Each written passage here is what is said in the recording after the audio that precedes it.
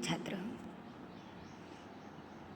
बहुत दिनों के बाद आज फिर से वीडियो अपलोडिंग आपके लिए दी जा रही है। सौहार्द प्रकृते शुभा। इस वीडियो का, इस पाठ का परिचय हमने पिछली तासिका में देखा है। प्रकृति की शोभा,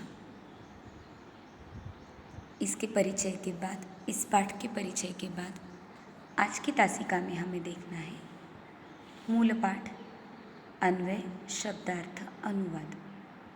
यानी पाठ डिटेल में हमें देखना है। जिस तरह से हर पाठ के लिए मैं आपको बताती हूँ कि लेसन जब पढ़ रहे हैं, स्लाइड पर मैं जितना पाठ बता रही हूँ पाठ का, उतना पाठ अच्छी तरह से रीड करो। उस पाठ में जो संधि संयोग शब्द आए हैं वो लिखने हैं। उसके साथ ही व्याकरणात्मक शब्द यानी कर्ता, क्रियापद, प्रत्ययवाची शब्द, अव्ययवाची शब्द,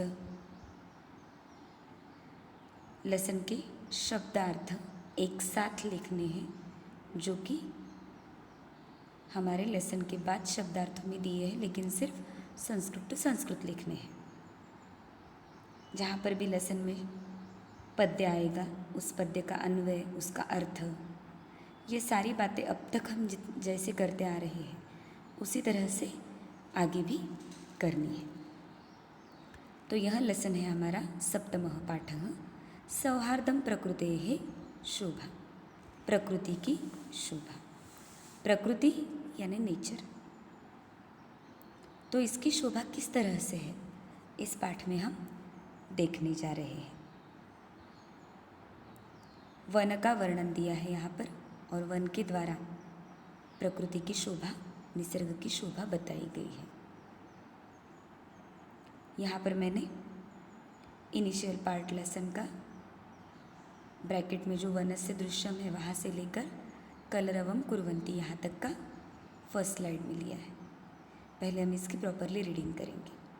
वनस्य दृश्यम समीपे एव एका नदी अपि वहति। एकः सिंहः सुखेन विश्राम्यते।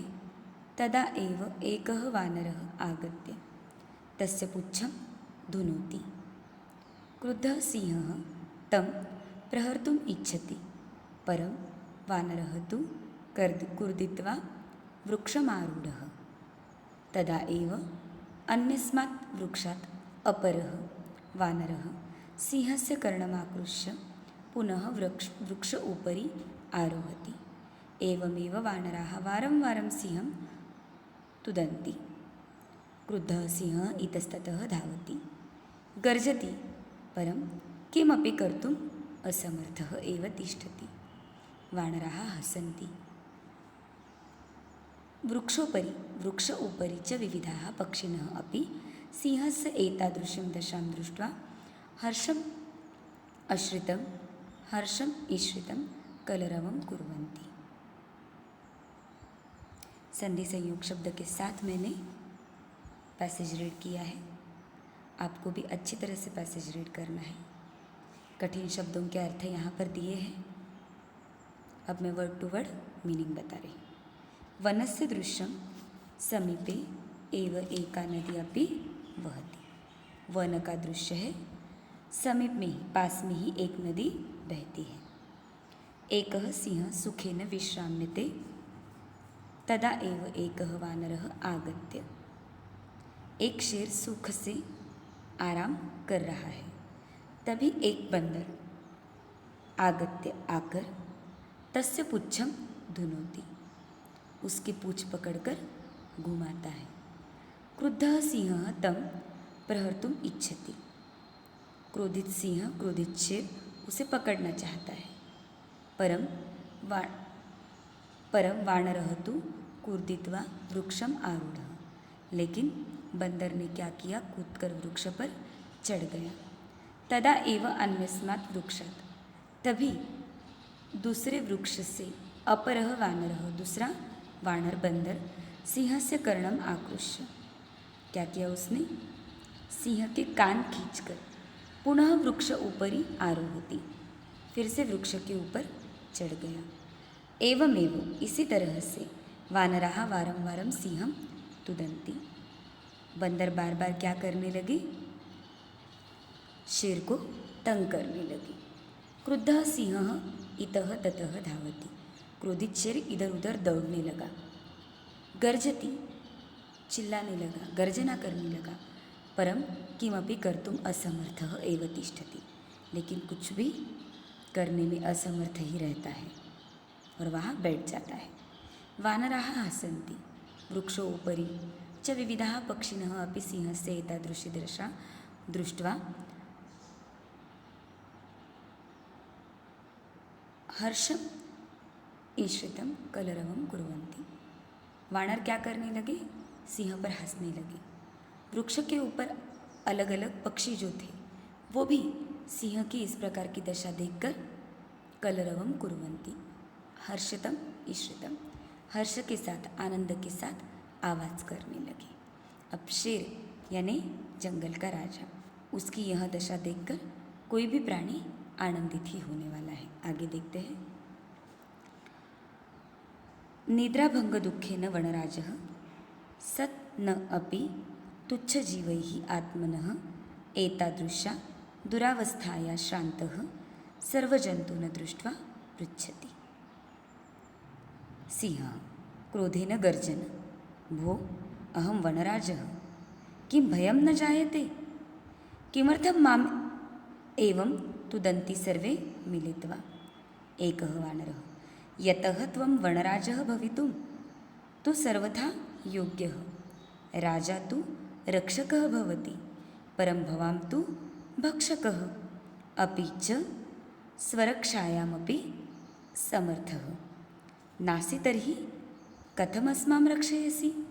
अन्यवानरः, किं न श्रुतां त्वया पंचतंत्र उक्तिः? अब ये वानर यहाँ पर सिंह को पढ़ाने लगते हैं। होता क्या है? निद्राभंग दुःखेन वनराजः सत् न अपि तुच्छ जीवैः आत्मनः एतादृशा दुरावस्था श्रान्तः सर्वजन्तून् दृष्ट्वा पृच्छति। वो शेर सारे जीवों को, सारे प्राणियों को पूछता है। क्या पूछता है? कि नींद टूटने के बाद वो दुख जो है वनराज में, वो तुच्छ जीवों को द्वारा अपनी ऐसी बुरी अवस्था देखकर पूछता है। क्या पूछता है? क्रोधेन गर्जन, क्रोध से गर्जित होकर, अरे अहम वानरः किम भयम न जायते? वनराजः, मैं वनराज हूँ, क्या तुम मुझसे डरते नहीं? किमर्थम मामेव तुदन्ति सर्वे मिलित्वा, इस तरह से तुम सब मिलकर मुझे क्यों तंग कर रहे हो? तो एक वानर बोलता है, यतः त्वं वनराजः भवितुं तु सर्वथा अयोग्य। क्या बोलता है? तुम वनराज होने के लिए तो सर्वथा अयोग्य हो।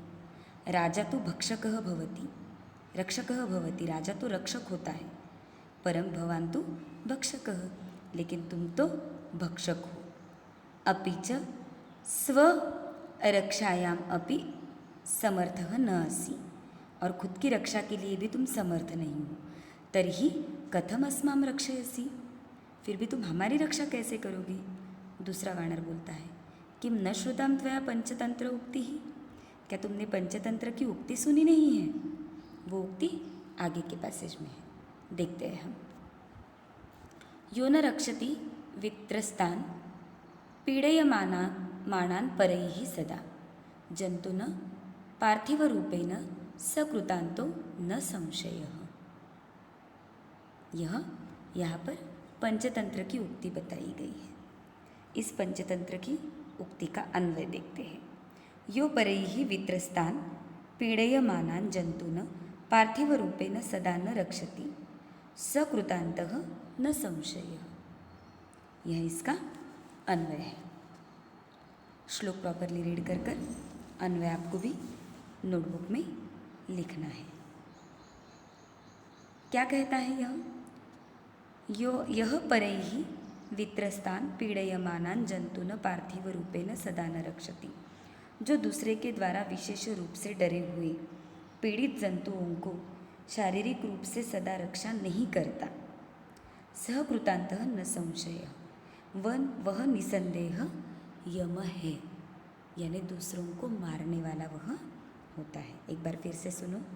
जो दूसरों के द्वारा विशेष रूप से डरे हुए पीड़ित जंतुओं को शारीरिक रूप से सदा रक्षा नहीं कर सकता, वह निसंदेह यम है, वो किसी का रक्षक नहीं हो सकता। काकः, उसके बाद कव्वे की एंट्री होती है। आम सत्यम कथितम त्वया वस्तुतः वनराजः भवितुम तु अहमेव योग्यः।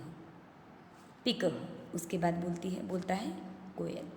उपहसन कथं त्वं योग्यः वनराजः भवितुं, यत्र तत्र काका इति कर्कश ध्वनिना वातावरणम् आकुलीकरोषि, न रूपं न ध्वनिः अस्ति। कृष्णवर्ण मेध्य अमेध्य भक्षकं त्वां कथं वनराजं वयं त्वां कथं वनराजं मन्यामहे वयं। यहाँ पर अब वनराज कौन है, इस पर डिस्कशन शुरू हो गया है। प्रॉपरली रीड करो, अर्थ समझ लो। क्या कहता है काकः, कौवा। आम, हाँ। सत्यम कथितम त्वया, तुमने ठीक ही कहा। किसको, वानर को कहता है।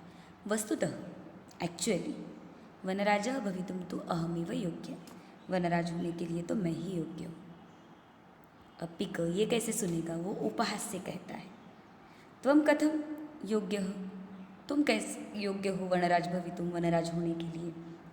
यत्र तत्र यहाँ वहाँ, काका इति कर्णकर्कश ध्वनिना, कान को तकलीफ देने वाली ध्वनि से, वातावरणम अकुली करुषि, तुम वातावरण अशुद्ध करते हो।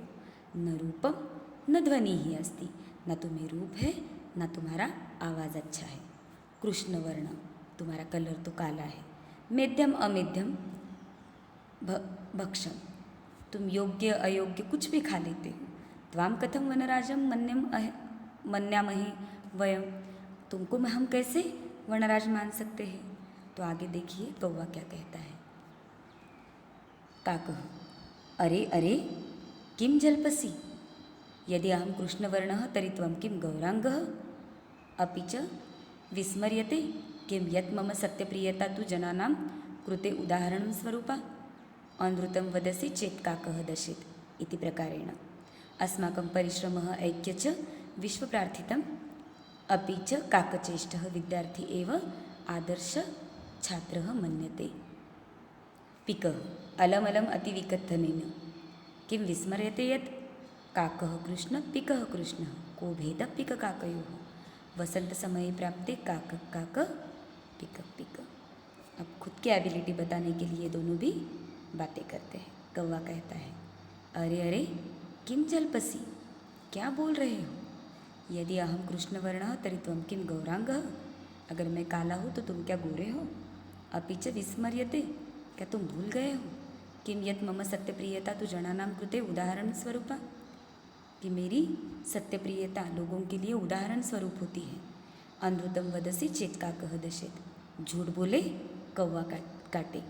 इति प्रकारेण, इस प्रकार से मेरी सत्यता लोगों के लिए उदाहरण पूर्वक होती है। अस्माकं परिश्रमः ऐक्यं च विश्वप्रथितम्, अपि च काकचेष्टः विद्यार्थी एव आदर्शः छात्रः मन्यते। और उसी तरह से क्या है कि हमारा परिश्रम और एकता विश्व प्रसिद्ध है, और भी कव्य जैसी जागरूकता विद्यार्थी ही आदर्श छात्र माना जाता है। ऐसे कहा जाता है कि कौवा सोता है तो भी उसकी आँख खुली होती है, तो विद्यार्थी भी वैसा होना चाहिए। नींद में भी अगर उसे किसी प्रकार का ज्ञान दिया जाए तो उसने वो ग्रास्प करना चाहिए। तो कौवा ये दोनों उदाहरण यहाँ देता है, झूठ बोले कौवा काटे और कौवे की तरह अलर्ट रहना। तो पिक कहता है यहाँ पर अलम अलम अति विकथ्यनेन, तो क्या है आत्म प्रशंसा, क्या आत्म प्रशंसा मत करो, रुक जाओ तुम। किम विस्मर्यते यत्, क्या तुम भूल गए हो। ये जो सुभाषित है ये बहुत ही लोकप्रिय है। काकक कृष्ण पिकक कृष्ण, कौवा काला कोयल काली, को भेदक पिक काकयो, तो दोनों में क्या भेद है। वसंत समय प्राप्ते काकक काक पिकक पिक, जब वसंत समय प्राप्त होता है तब आवाज़ की वजह से समझ में आता है कौन कौवा है और कौन कोयल। यहाँ पर अन्वय दिया है, ऑलरेडी ये सुभाषित हमने बहुत बार देखा है। अन्वय लिखो, हर पैसेज के संधि संयोग शब्द, व्याकरणात्मक शब्द सब लिखकर प्रॉपरली हमें यह लेसन पूर्ण करना है। अब आगे देखते हैं कौवा और कोयल। काकः अरे परिभृत यदि अहम तव संततिं न पालयामि तर्हि कुत्र स्युः पिकाः, अतः अहम एव करुणापरः पक्षीसम्राटः काकः। उसके बाद एंट्री होती है गज की। समीपतः एव आगच्छन् अरे अरे सर्वां वृत्तां शृण्वन् एव अहम् अत्रागच्छम्। अहं विशालकायः बलशाली पराक्रमी च। सिंहः वा स्यात् अथवा अन्यः कः अपि।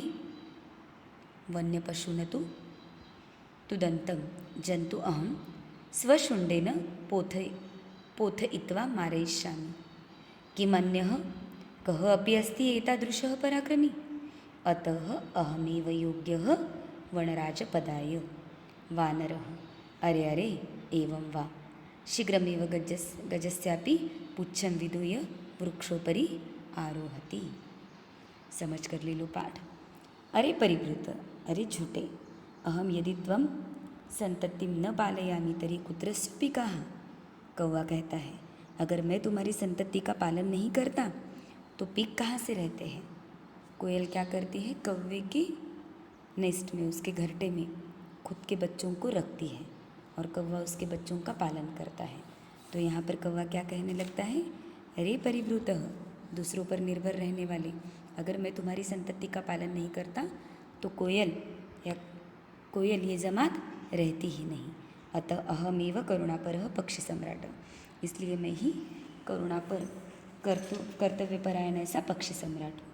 ये सुनकर हाथी आता है। समीपतः एव आगच्छन् अरे अरे, पास आकर कहता है अरे अरे सर्वां वार्तां शृण्वन् एव अहम् अत्र आगच्छन्। ये सारी बातें सुनकर मैं यहाँ पर आया हूँ।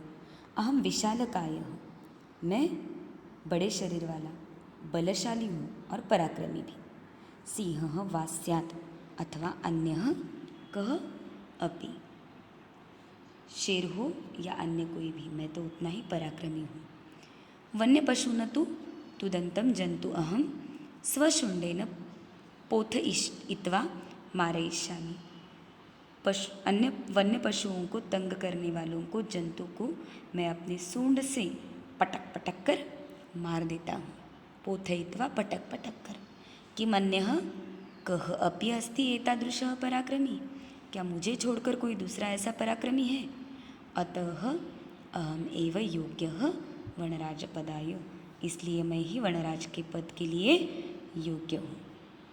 आगे वानर क्या करते हैं, अरे अरे एवं वा, अरे अरे अथवा ऐसा है, तो क्या करते हैं, शीघ्रमेव जल्दी से गजस्य अपि पुच्छं विधूय वृक्षोपरि आरोहति, हाथी की भी पूछ खींचकर वृक्ष के ऊपर चढ़ जाते हैं।